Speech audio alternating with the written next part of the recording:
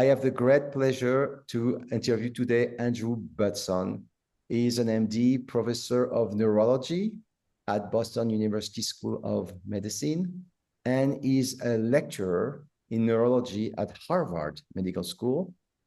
And I'll have more credentials for him in the description.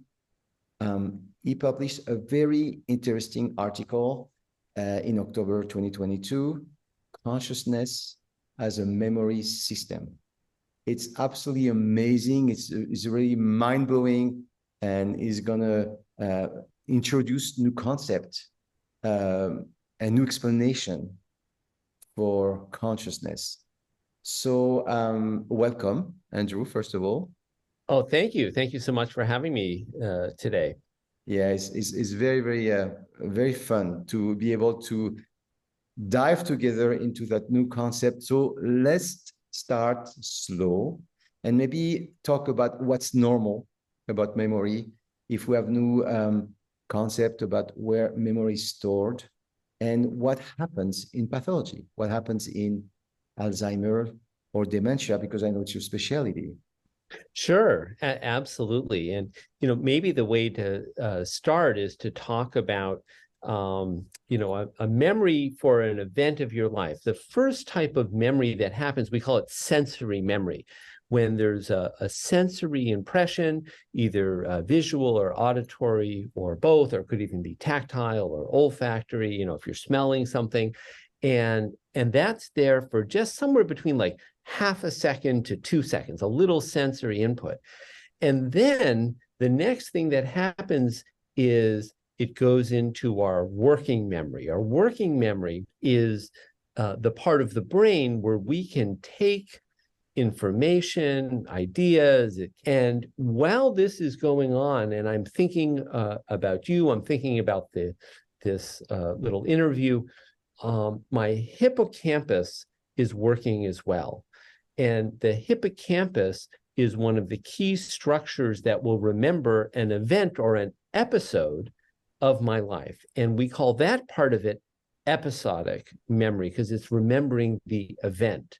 And the idea is the sights, the sounds, the smells, the thoughts, the feelings of an episode of my life get linked and bound together by the hippocampus, and it's deep in your temporal lobes. They get linked together by the hippocampus to be a coherent whole.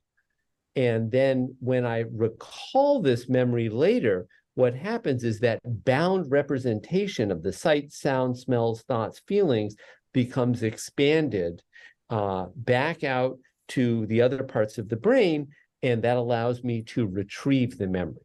So far we've talked about sensory memory, where the senses are coming in, working memory, when you take those senses, you hold it in your mind, you can manipulate it, you can do things with it, and then episodic memory, where the representations could be from your senses, could be something you imagined, is then bound together into an event of your life that you can remember later. Perfect. And what happens in Alzheimer? What happens in the hippocampus? Yeah, so in Alzheimer's disease, the hippocampus and related structures that are next to it, that gets hit first and foremost. So what happens is they have difficulty with being able to remember things that happened anywhere between a few minutes ago, a few hours ago, a few days ago, a few weeks ago. Those are the things they have the most difficulty with. Now, the older store of memories and knowledge that's no longer dependent entirely on the hippocampus, the other aspects of the brain, particularly the cortex, the outer layer of the brain. Cortex means bark, sort of like the bark of a tree is the outside of the tree. So the cortex is the outside of the brain. So in Alzheimer's, because it affects the hippocampus, there's trouble learning new events and information and episodes of your life, but the older ones can still be retrieved. So all new memory has to go through the hippocampus first.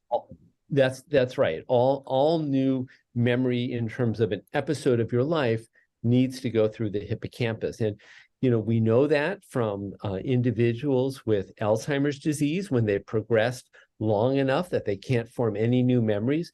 We also know that from some patients, exactly, including Henry Molaison, who was known much better by his initials, HM, who was not able to form any new episodic memories after he underwent temporal lobe epilepsy surgery and had both of his hippocampi and related structures on the inside of his temporal lobes removed. Absolutely.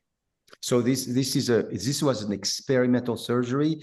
He had a bicycle accident, I think, at the age of 7, and they tried to remove both hippocampi to release his temporal epilepsy.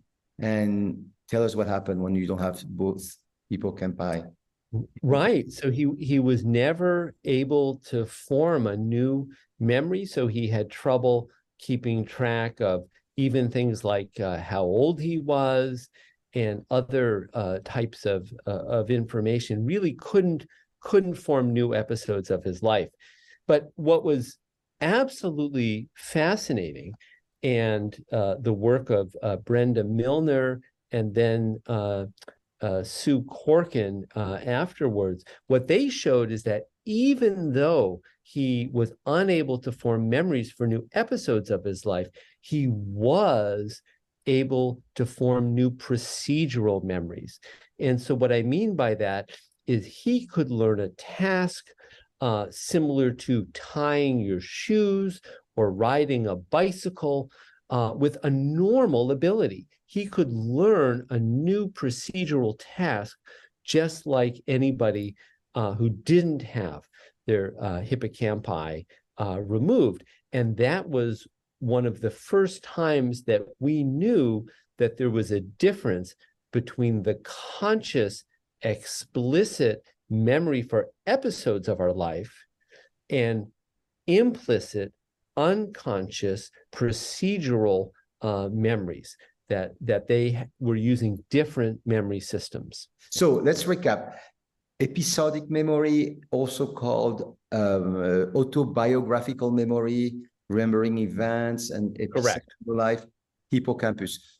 Procedural memory, you do it, you don't have to explain it. Where is that located? Yeah, so the important structures for procedural memory include the basal ganglia, and that's a structure deep in the center of the brain, and the cerebellum in the back of the brain.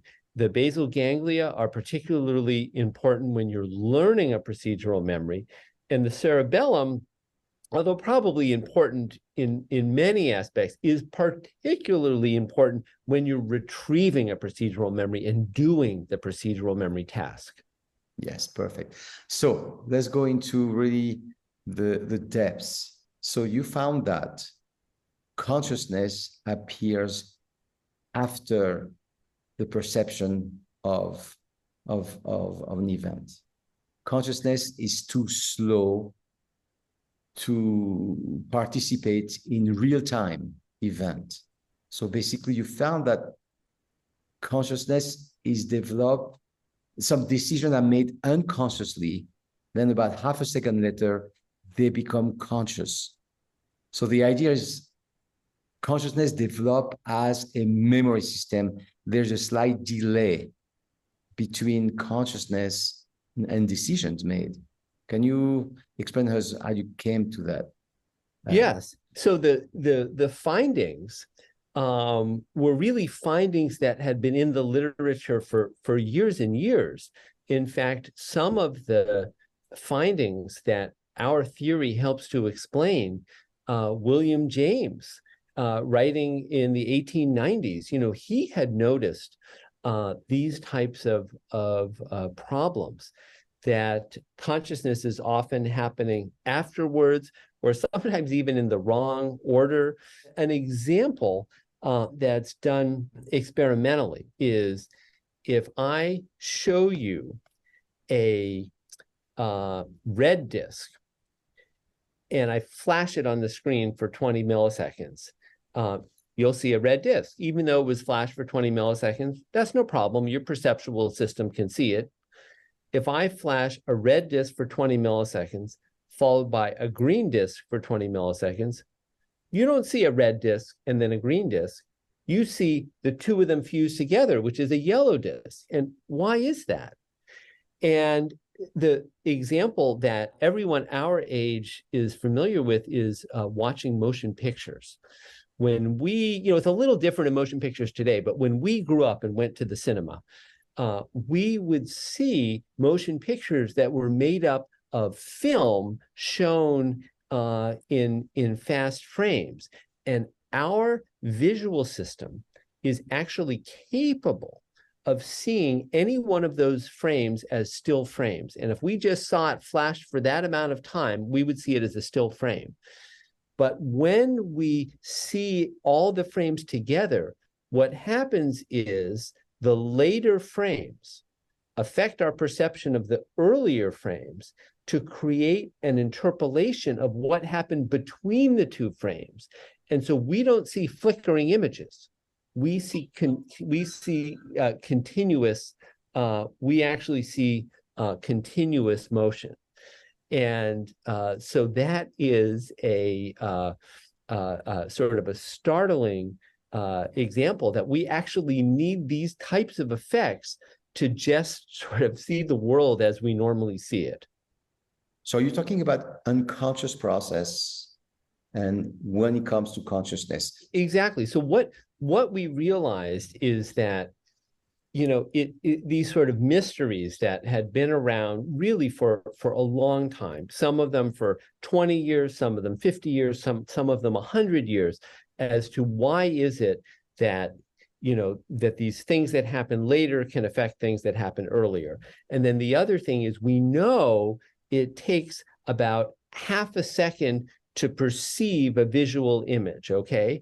But yet we know that baseball players and tennis players and other people that are dealing with objects coming at them, close to 100 miles an hour or more than 100 miles an hour are able to react in time and hit the ball back. It's like, it's just not possible to wait for consciousness to perceive the image and then to have a conscious decision of, am I going to swing at this ball or not? Or how am I going to swing at this ball and react? It's just way too slow. And we realized that if we consider that consciousness is not actually something that allows us to directly perceive, make decisions and acts, but if instead the perception, the decision-making, and the action is all happening unconsciously, and what our consciousness is doing is allowing us to remember all of this information, then all of these sort of mysteries and unexplained questions can all be answered. So I remember I had a model in my mind. The pathway with, for example, amygdala, you respond to the threat of a rattlesnake and you move before you're conscious of anything. So, and they say that pathway is about 800 times faster than the pathway through the thalamus and the cortex, making you aware, oh, there's a rattlesnake, I need to move. So there's two types of reaction there's an unconscious, there's a movement created through unconsciousness. Right. Or decision made before, if the ball comes this way, I'm going to swing that way. But it's already decisions that are in the stored somewhere, and you respond before being conscious of it. And you have a conscious decision. You take the time to really feel the information. Okay, exactly. Flower.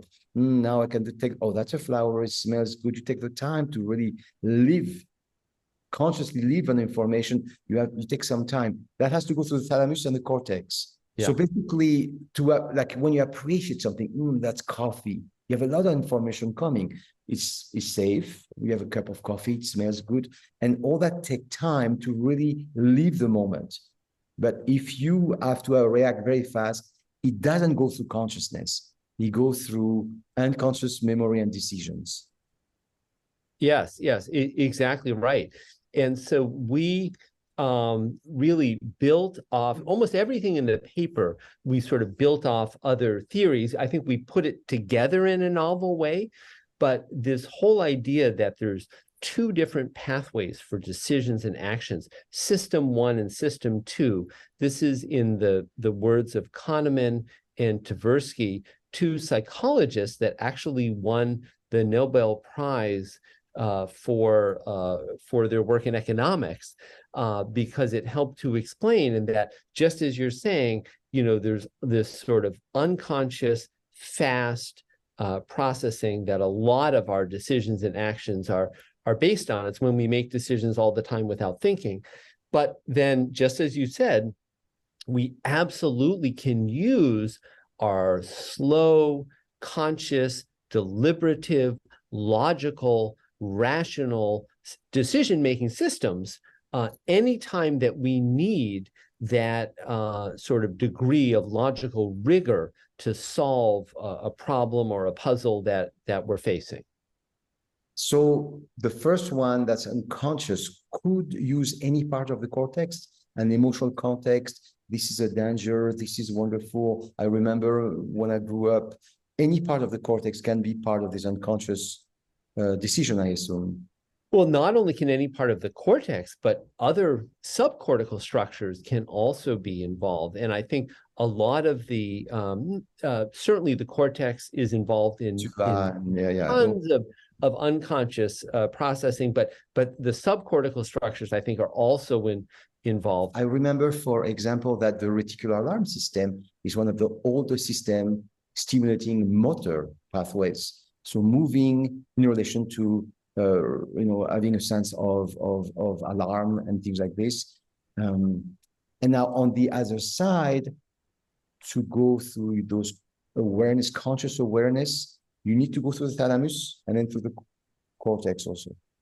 The thalamus has to put that together. Yeah.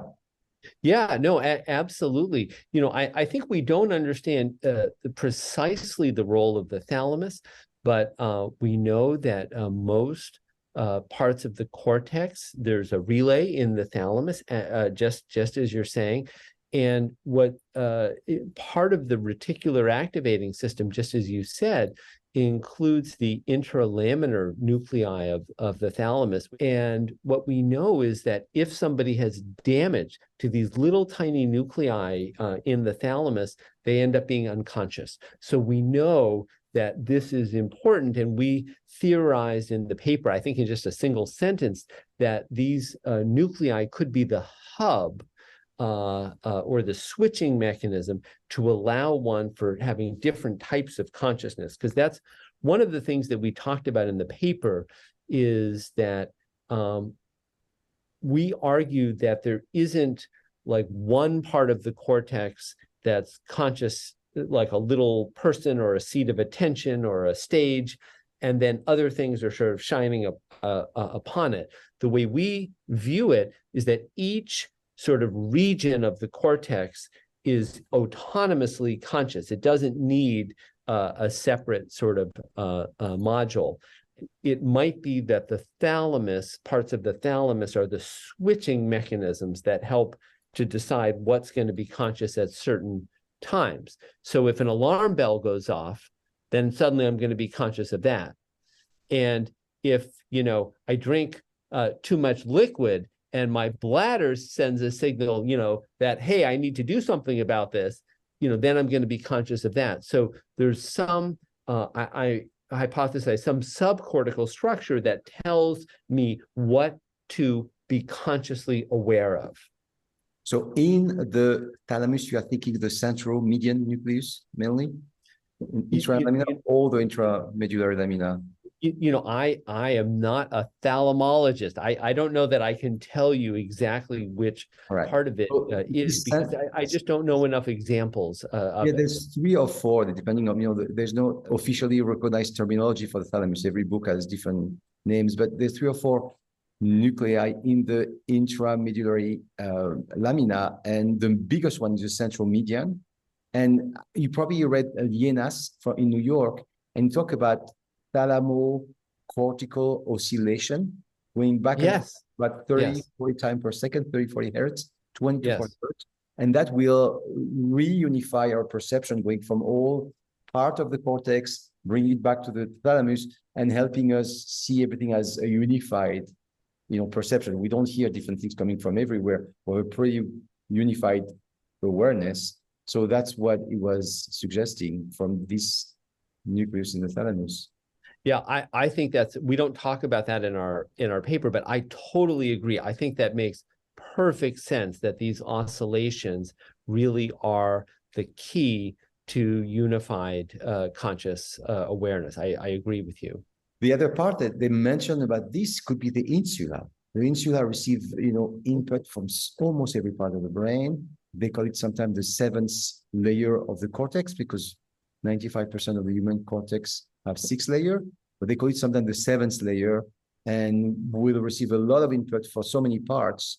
They are thinking maybe that also unify our perception coming from different parts of especially our perception of ourself, right? Basically, the bottom line, when I look at you right now, this is coming with a delay, because Correct. I'm conscious of you. I'm conscious of this interview. Anything's coming consciously, and I think it's immediate, but I have a little delay. About 500 milliseconds. Correct. So can we explain the red dot, then the green dot? Yes. Yes, exactly. Because the idea is that we're sort of holding these both sort of in a buffer, okay, and then they get combined during the delay. And so it's like our perceptual system says, well, it doesn't make sense that a red dot appears and then a green dot appears. That just doesn't really make any sense. So probably what we really saw is a yellow dot. It sort of puts them together. So anything that comes in those 500 milliseconds is one moment, is one now. There's no before and after. It's going to be correlated. Yeah, I think that's a fine way of looking at it. And I know a lot of people who are doing consciousness research are working about this sort of this now interval and exactly how long it is and how much stuff. There's this Australian researcher, Heinz Hogendorn, who has done a lot of work on the field of perception, but he ended up coming up with almost exactly the same explanation that we did, totally from the field of perception. I came in from the field of memory, understanding that conscious perception has to be a memory. He came from the field of perception, saying that perception can only be understood if it's a memory. It's sort of amazing how convergent our views are, coming at this from like totally different sections. Neither of us knew of the other's work until our paper got out there. But that's interesting. Those 500 milliseconds are the now, and what we perceive at the now is actually memory of all correct information. Correct. That's exactly right. Now in those 500 milliseconds, we can introduce the amygdala and all the prejudice and all the idea and all the label we made, in the past, and those enter this 500 millisecond now. And when you perceive it with your prejudice, with your previous decision, with your limiting belief, and everything come in. So it's very hard to be very objective with the perception, because all those filters enter before you can label something.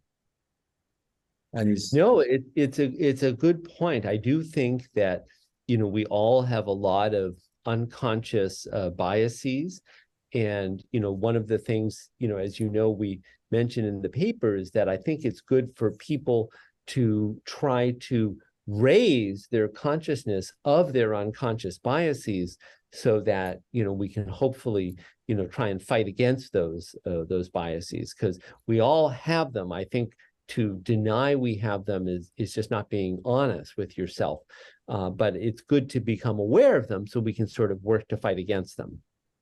So now one more question, that we used to say that we can only make a change now when we are aware. So When we're in that memory state, that's when we can make new decision, make a change.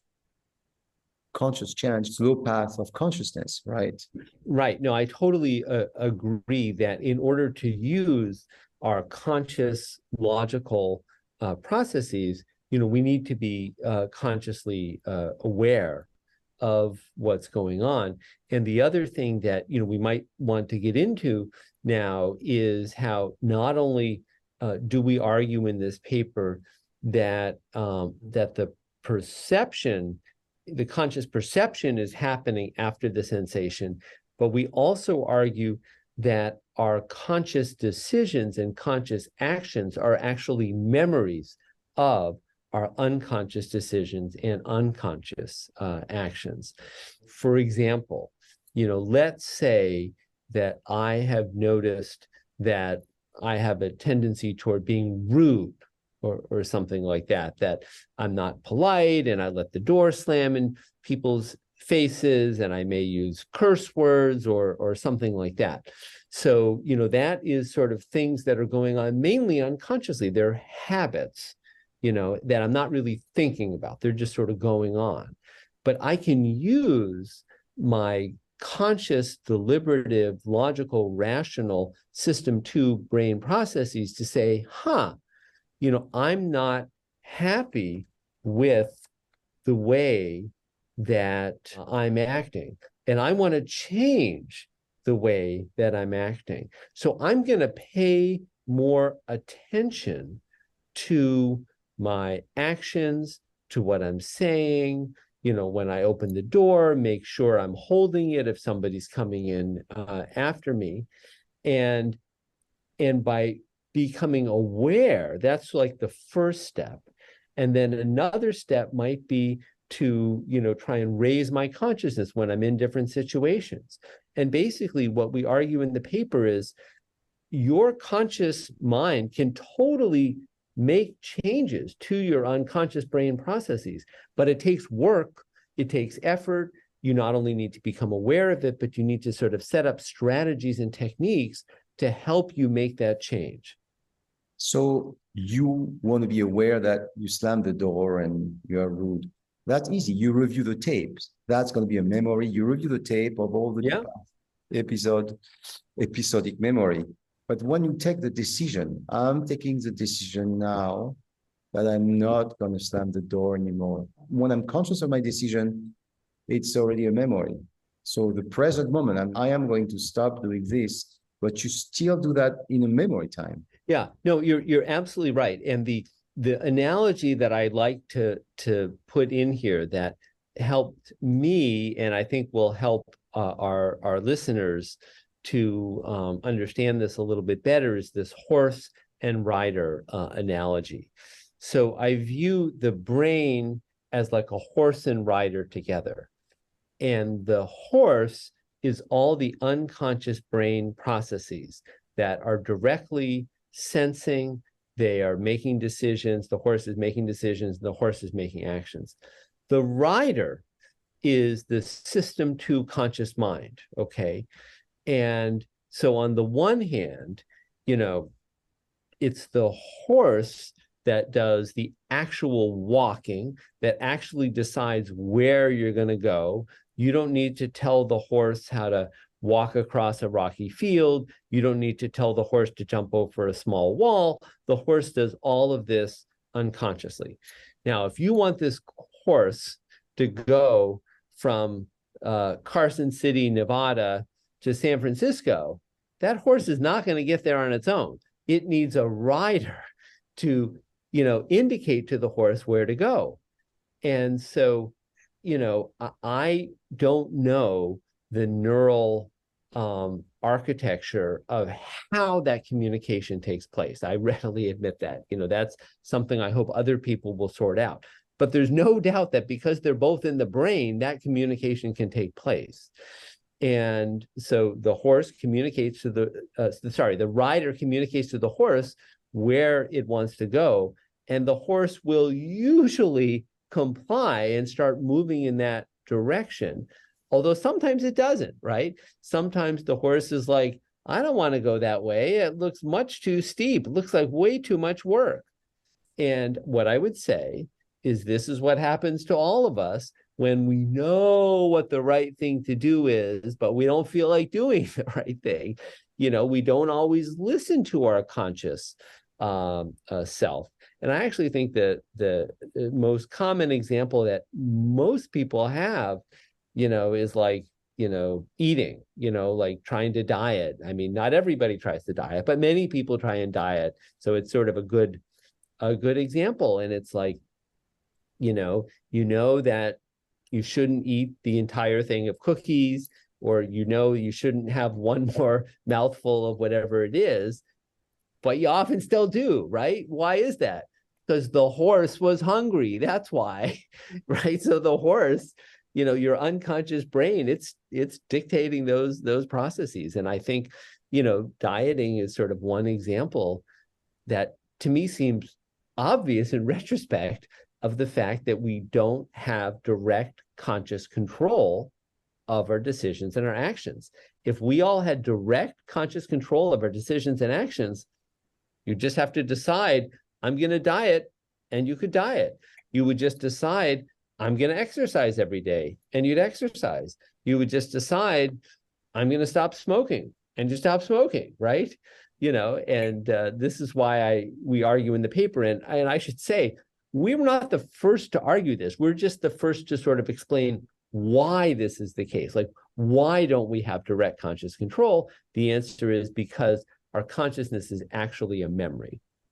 In the case of diet, we may have to include the microbiome, which is an unconscious part of our body. What is the utility of this system, of system B like this? This is a great question. We're not the first to say this. Other people have said, well, this is the purpose of episodic memory. The purpose of episodic memory is not to remember things perfectly in the past. The purpose of episodic memory is to flexibly, creatively combine, recombine, imagine different possible future outcomes based on memory, predict the future, and act accordingly to make the future you want to come about. So it's a future prediction machine. And so what we argue in this paper is that's what consciousness is. Consciousness is this memory system. All four of these memory systems together, that's the conscious memory system. It's a wonderful system because it allows you to predict the future and then work on making the future happen that you want. Could you talk about self-reflexive memory? Humans have, and just a few mammals have, dolphins, some birds. Yeah, so it doesn't appear that every species is able to sort of see themselves as sort of an individual. Can all animals think in this way? And there is evidence from a test. It's been called the mirror self-identity test, where if they anesthetize the animal or in some other way make the animal unaware that you put a spot of, say, color where they can't see, like on your forehead, they can't see it unless they're looking in a mirror. And they look in the mirror, and the question is, do they sort of recognize it's themselves? Do they try and rub the spot or something like that? And as you just mentioned, there are a group of mammals that have passed this test. There are also a type of bird. I'm forgetting exactly which bird, but a bird type. Thank you. Yeah. The bagpipe can do it, and a type of fish can also do this. And we in this paper we feel aligned with Frans de Waal, who believes there's sort of a continuum of consciousness. And so some animals are able to have this sort of self-conscious or awareness of their self, and other animals, we would argue, following Frans de Waal, that they may have the ability to feel pleasure, to feel pain. They have that conscious experience, but they don't have necessarily the cognitive capacity to think about themselves as an individual and and things like that. And I should just add that the reason that we talked about the consciousness in animals is because once we made the argument that consciousness is essentially just this memory system that we've been talking about, we actually know the anatomy of this memory system, which is the hippocampus and the cortex. And so we argued that any animal that has a hippocampus and cortex or analogous structures, even if they're called by different names, should have the neural capability to have at least conscious sort of thoughts and feelings, even if they can't, do the same type of complex, thoughts that we have. They should have some conscious awareness. And based upon the analogy in terms of the anatomy, we argue that all vertebrates have some consciousness. And I want to say right away, for all yous out there, say, what about the octopuses? And absolutely, I want to be very clear that our theory says all vertebrates should have consciousness of at least some part. Our theory just doesn't say anything one way or the other about whether octopuses and squid and cuttlefish and honeybees and other types of animals, whether they have consciousness or not. I would just sort of say, we don't know. Our theory doesn't say anything one way or the other. So I'm not trying to say the octopus is not conscious. I totally agree. The octopus behaves as if it's conscious. I totally agree. So I want to say that very clearly. It's funny because not every vertebrate pass the mirror test. That's Well, so again, so I want to, I'm glad you brought that up, because I want to draw a distinction between self-consciousness or awareness of oneself as an entity and conscious awareness that may be nothing more than, oh, if I'm heading in this direction, I'm feeling good. It feels pleasurable. If I'm heading in this direction, it feels bad. I feel pain or uncomfortable. And I would call that a type of consciousness, although it's not, for lack of a better word, it's not as high level as being able to sort of indicate that one is self-conscious. So you define consciousness as the subjective experience. Exactly, exactly. Subjective experience. And thank you for saying, I probably should have said that at the first line. I feel that consciousness is when one has a subjective experience.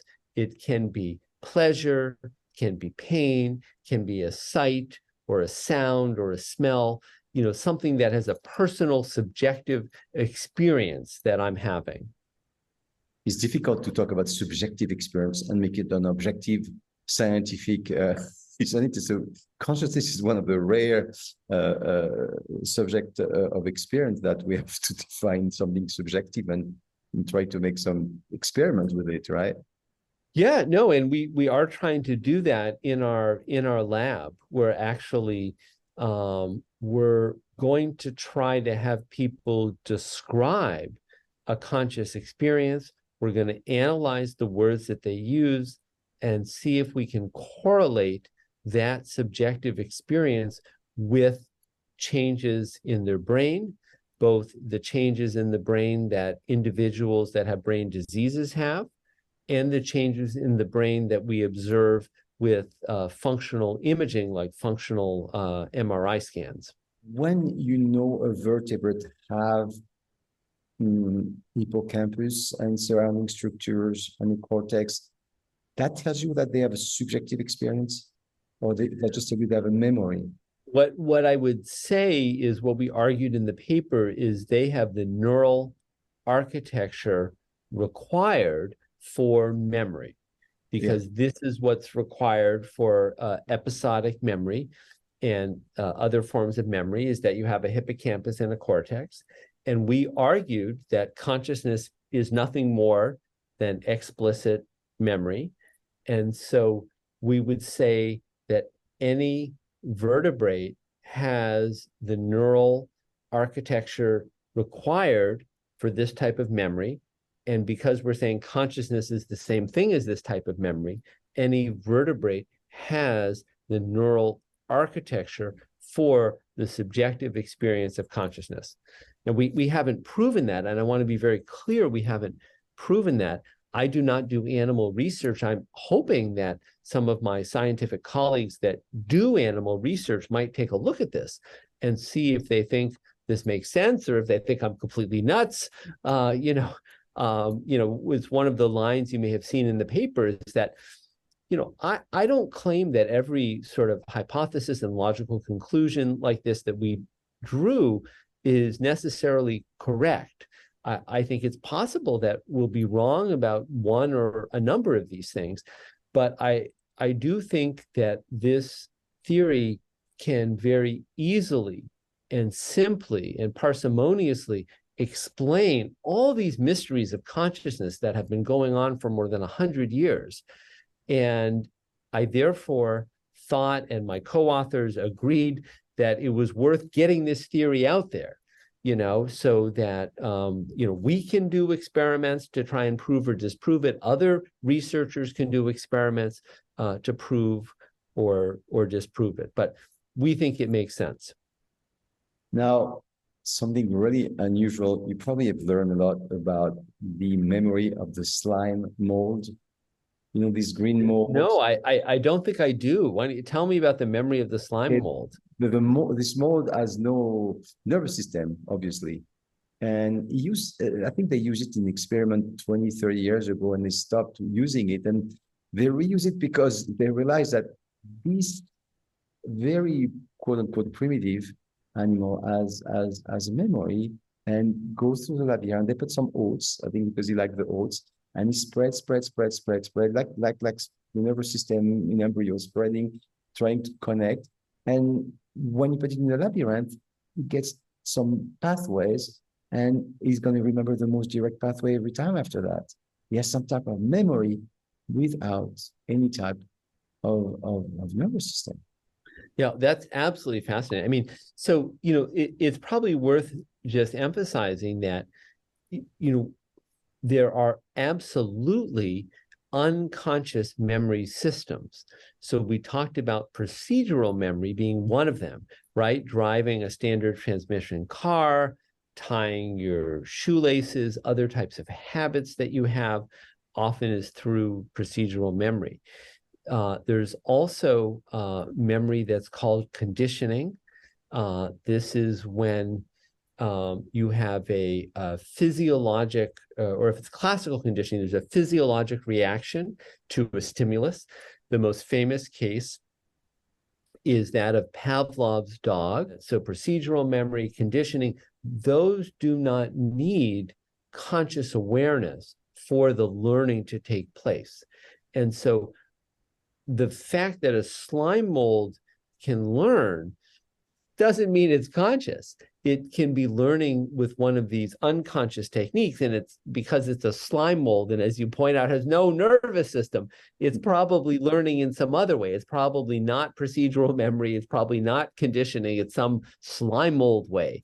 But the bottom line is that just because an animal is showing evidence of learning and memory, that doesn't mean it's these types of memory that we're talking about in vertebrates. Now, I don't know if you've heard that, but I've heard that Henry Modesson, Gustave Modesson, some physician came with a thumb tab. So just to be clear. Yes, I've heard this story, yes. So Henry Modesson, when the doctor come in, say, hi, my name is Dr.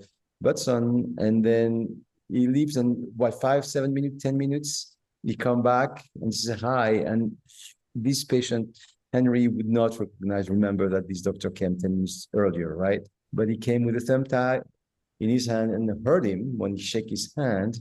And when he came back after 10, 15 minutes and asked Henry to shake his hand, the physician saw that Henry retracted his hand. He remembered the memory of pain. Yeah, so that would be an example of conditioning that we were talking about. Conditioning, okay. So that relies on the same sort of reaction like you have if you perceived a rattlesnake, like we were talking about earlier. So again, it's that unconscious abilities. I thought it was a threat and it would have been related to the library of threats, the amygdala. I am 100% sure that if I went to shake your hand and I had a thumbtack in my hand and it hurt your hand, your amygdala would fire up. There's no doubt about it. Your amygdala would be involved. And in conditioning that involves pain, for sure, your amygdala is gonna fire. So the hippocampus have two types of memory, the episodic memory and also the temporal spatial memory, your orientation in space. That's why they lose their memory and they get lost. But in Alzheimer, spatial temporal is a different type of memory, or? It's a good question. A lot of people have done research about whether, is memory for where you are, which is certainly a big part of what the hippocampus does, is that the same as memory for an event or an episode of your life? Or is this ability to know where you are and even to tag things like the order in space, the order in time, is that the same memory or a different memory? There's a bit of a debate about it. I would say that I think it makes sense that maybe when, that it could have started perhaps that, a big reason that hippocampus developed this episodic memory was to help us know where we were so we can get back to where we needed to be. And one of the pieces of evidence for that is if one engages in aerobic exercise, such as walking or running, the hippocampus actually gets bigger. So it's like, why would the hippocampus need to get bigger? Well, if you're going further and further and further from home, you're going to need a bigger hippocampus to be able to keep track of all these places you've been so you can get back. So that would sort of make good sense from an evolutionary perspective. And I think that it's all the same system, that basically this system that might have originally been used for spatial temporal information ended up being turned into a system that can remember events. Even if you sit in the same place and you don't go anywhere, it can still make those events together. But I think there's no doubt that if you go to the same physical location, it can really enhance your memory. And you may, say, go back to a hometown and you may be standing in front of the same store. Let's say it hasn't changed in 30 years, and you may remember a memory you didn't realize you still retained because of that place cell in your brain, in your hippocampus, that still remembers that memory. That's great. So running will make your hippocampus larger. So what is interesting is why we have so many glucocorticoid receptors, and when you are stressed, your hippocampus gets smaller. Some research show that it gets smaller in PTSD, has not been confirmed. So when you are in stress, you don't want to remember where you live. You don't remember. Well, yeah. No, it's a very good point. And I think the issue is the difference between sort of temporary short-term stress versus chronic long-term stress. There are many things, and stress is one of them, that a little bit of stress can actually help improve your memory. The problem is when you have chronic stress and there's sort of no release. And you could think of it, it's not exactly like this, so this is an analogy, but having a little bit of caffeine actually helps you to pay attention. And if you can pay attention better, you're actually going to remember things better. So a little bit of caffeine can help your memory and help your attention. But too much caffeine and you're jittery and you can't pay attention to anything and you have trouble forming new memories. And it's the same way with stress. A little bit of stress, even if it's like if you're a student and you're a little bit stressed because that exam's going to come up, that can help to focus you. It can help to motivate you. That can be helpful, but it's when there's chronic stress that's bad.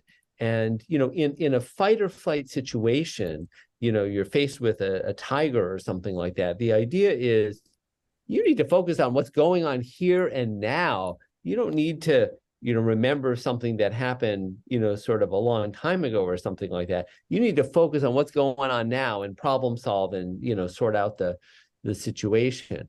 But if you're facing the tiger like all the time and you're always in this mode, that does end up being damaging. Yeah. So they used to say that the anterior part of the hippocampus is more for short-term memory. The posterior part is more long-term. Then it goes maybe in the cortex or subcortical structures.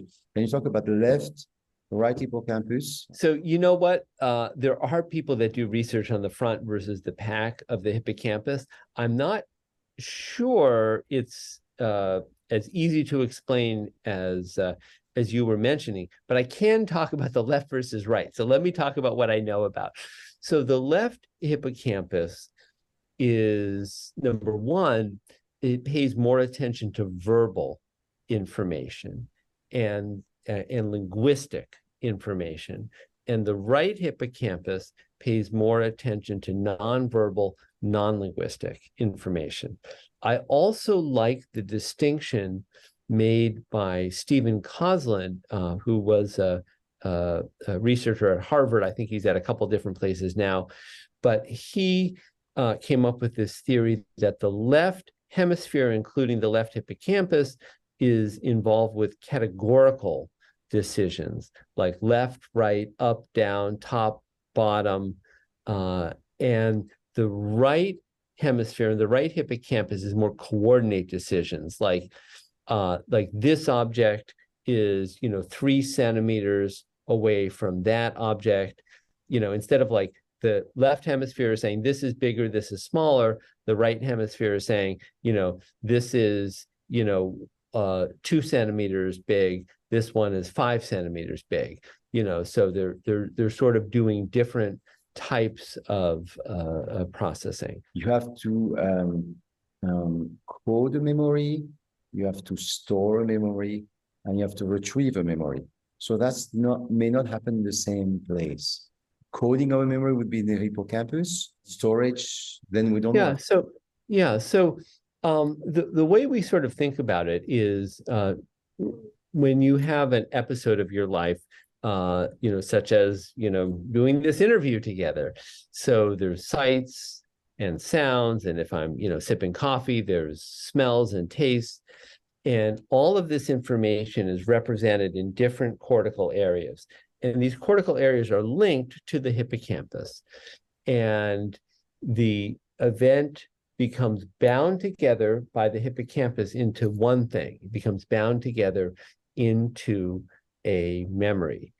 And then it can either be retrieved, let's say, an hour or two later. And what happens is the bound representation is connected vigorously to these different cortical areas. And so the cortical areas light up, and I can remember the different parts of our interview. Or when I go to bed tonight, what happens is I go to sleep and I begin to consolidate that memory.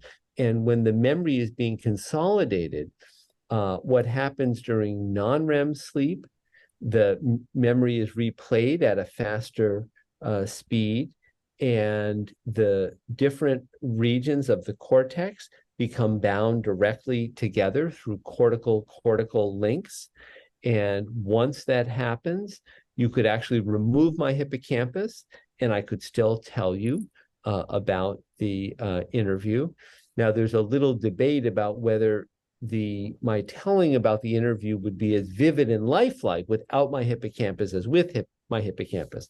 But one way or another, I could still tell you about the interview after it's been consolidated.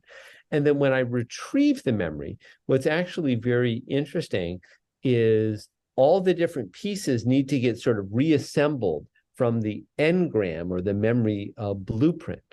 And so hopefully I can reassemble this memory in the right way, in the right form, so I remember all the different parts of the interview.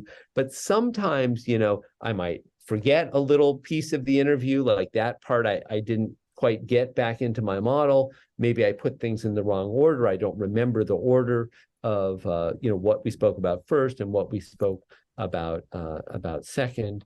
But all of that would come at retrieval. So right, just like you said, there's the encoding, there's the storage, there's the consolidation when we sleep.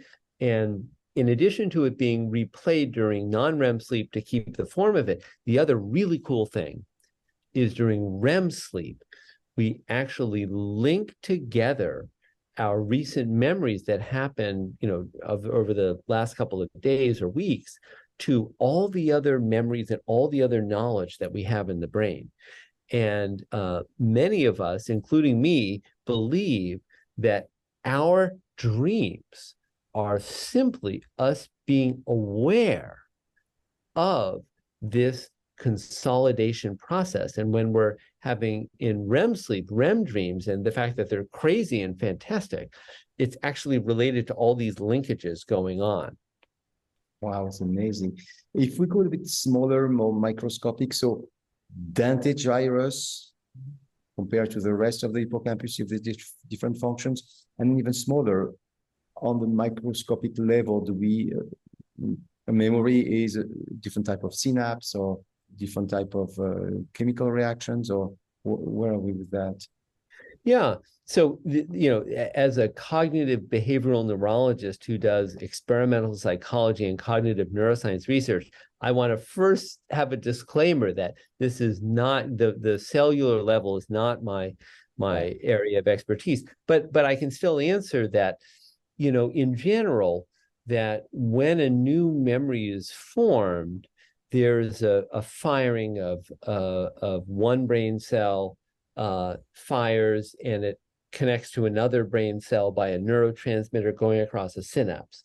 And it was Donald Hebb who succinctly said that neurons that fire together wire together. And so what happens is that when this memory is formed and then I retrieve this memory later, the strength becomes stronger. So instead of it being maybe just, let's say one connection, there become multiple connections together that are all forming that memory. So it gets stronger and stronger, and it gets easier to retrieve. And some of this happens immediately. Other parts of this process requires protein synthesis. So it takes a longer period of time. But we do think, and some of it, I think of the work of Eric Kandel at Columbia, or was at Columbia University. I'm not sure he's around anymore. He not only did a lot of this important research, but he wrote some wonderful books that are very simple and easy to understand, one of which I read when I was younger, that helped me to understand this part of memory. That's fantastic. Dentate gyrus compared to the rest of the hippocampus have a different function? Yeah. The dentate gyrus is particularly important for the binding process. So to go from separate sight, sound, smells, thoughts, feelings into a bound representation, we believe that binding process is, I think to say it takes place is too strong, but the dentate gyrus is critically important for that binding process to occur. Another region of the hippocampus that's critically important is so-called the CA3 region. And the CA3 region is where each memory gets bound, the CA3 region is where each memory gets assigned a unique hippocampal index so that it can be retrieved at a later time. So that's another really critical area of the hippocampus. The hippocampus is absolutely fascinating. It's not an area of the cortex that has the most layers. You were talking earlier that most cortex has has 5 or 6 layers. I think it just has 3 or 4 layers. Really? But thank you. All these different regions and subregions. So CA3 Cornu Ammonis 3, there's 3 or 4 people who Cornu because he resembled the horn of the Egyptian god Ammon. So it's one of the 3 regions of the hippocampus proper. The rest is the dentate gyrus. So the people that have an amazing memory, you know, those people that remember every minute of their life, do you know if we find anything specific in their physiology or? Yeah, no, it is interesting. The researcher Jim McGaugh did some work with these individuals with highly superior, that's the word, highly superior autobiographical memory. And these people are really very interesting. Mary Lou Henner from the sitcom Taxi is sort of one of the more famous individuals with this type of memory. Jill Price is sort of an ordinary person, but who also has this, and they can, you know, sort of remember where they were and what they were doing. And, you know, some of the things that they will say is that they are actually sort of cognizant and aware of sort of the details of their life as they're occurring in just sort of a more intense, more vivid way than much of us are during much of our days. And so this is, you know, something that, you know, might be a good takeaway lesson for our listeners, that, you know, if you want to have better memory for episodes of your life, for your regular day-to-day activities, you need to pay attention. You need to pay attention, and you need to, you know, put effort into it. Many people feel that if learning comes easily, oh, that's a good thing. You know, it comes easily. It must be, that's a good way to learn. Not true. Turns out that it's effort that you put into the learning that makes it stick. So let's finish with that. You have a book called 7 Steps to Managing Your Memory. Yes, what's normal, what's not, and what to do about it. And I also want to tell your listeners that, so that book, let me just say, that book was written for the individual who's getting a little bit older, has noticed some changes in their memory, trying to figure out, is this normal, is it not, and what should they do about it? I have a new book coming out with Elizabeth Kensinger as a co-author. Elizabeth is also a co-author of the paper we've been discussing. And this book is called Why We Forget and How to Remember Better, the Science Behind Memory. And this book is coming out February 1st. And this one talks about normal memory processes and what all of us, from students to grandparents, what all of us can do to remember better, and explains how the memory system works, including many of the things we've spoken about today. Can you give us some tips? Well, I actually gave you the most important ones, which is you have to pay attention and you have to put effort into it. But I'll tell you another tip. It turns out that everyone remembers things better in the visual modality. I don't care if you tell me you're an auditory learner, you will remember things better visual, or even better than visual alone, in both visual and auditory. So if you're trying to learn information, if you can generate an image, whether it's an image you find somewhere or one you create in your mind, in addition to any verbal or auditory information, that's the best way to remember. That's, I think, the way the Greek tried to remember their... Absolutely right. So they developed the method of loci, where they would have different parts of a speech that they were trying to remember, or other information that they're trying to remember.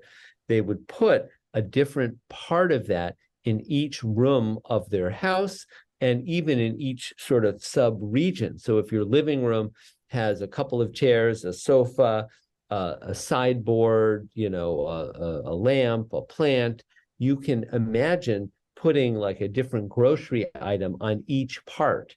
And then when you go to the grocery store and you want to remember your grocery list, you simply walk through your house and you can retrieve all the grocery items. It really works. It's quite amazing. These mnemonics and tricks really work.